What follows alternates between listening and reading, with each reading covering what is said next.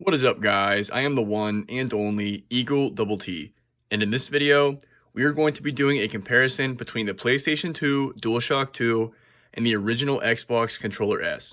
So without further ado, let's begin. Round 1, Comfort. Starting with the DualShock 2, if you have ever watched one of my videos regarding this controller, you might know what I'm about to say, and that is I am not a fan of the comfort of the DualShock 2. It's a very small controller. Just wrapping two of my fingers around the handles here is a bit of a struggle, and it's quite awkward. My fingers want to dig right into the corner of the joystick mount. The back of the controller has these ridges, and when I'm using the controller, I very much know that it's there, and I can very much feel the ridge. And overall, this just is not a comfortable controller to me. If you're someone with very small hands, I can see an argument as to why you would think it's comfortable, but I think for most people, this is not a very comfortable controller. The Xbox controller, on the other hand, is no gem itself in terms of comfort, but at the end of the day, it is the predecessor to the 360 controller, which is one of the most comfortable controllers of all time. What hurts the comfort for me the most is that the joystick and the trigger are very much in line with one another. So I find myself with my finger on the trigger and having to kind of reach my thumb up here to use the joystick in a slightly unnatural way.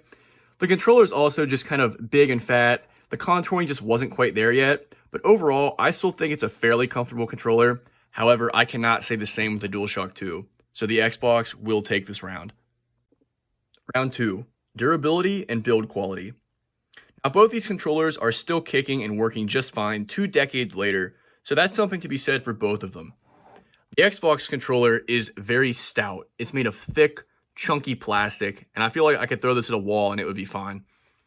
The D-pad, the joysticks, the buttons are all still smooth. They function as they're supposed to.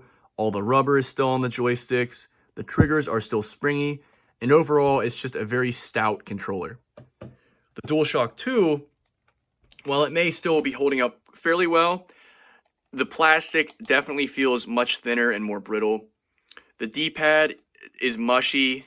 I think all PS2 D-pads generally break down pretty quickly, and they don't hold up very well. However, all the other buttons still work just fine. The joysticks are still rubbery and smooth. However, this is just simply a matter of the Xbox controller is very overbuilt, so it will take this round. Round 3, quality of the buttons, joysticks, triggers, etc. Starting with the DualShock 2, there's things I like about it and things that I don't like about it. I like these nice, flat, big face buttons. They feel good to press.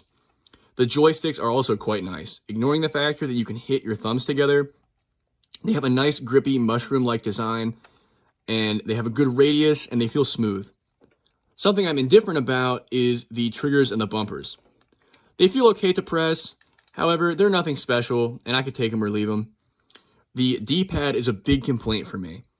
It feels very mushy, very unprecise, and it's not satisfying to press. Another big issue I have is the center buttons. They feel like cheap TV remote buttons. If you don't hit them dead on, they mush to one side, and overall, they're just not satisfying to press at all.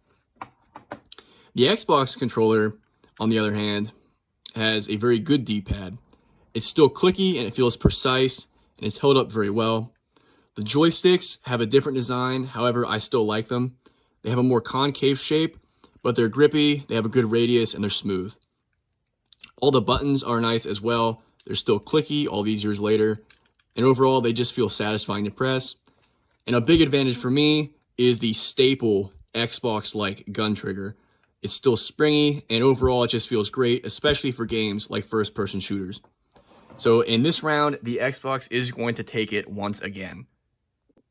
In conclusion, the original Xbox Controller S is going to take this comparison 3-0. It's a pretty decent controller. I think there's definitely a lot of things to like about it, and maybe a few things to feel more indifferent about. If you have small hands, maybe this big bulky controller isn't really for you. You might be more in favor of the DualShock 2. So let me know your thoughts down below in the comments. Which do you think is the better of the two controllers? Please subscribe, like this video, and I am the one and only Eagle Double T, signing off. Goodbye.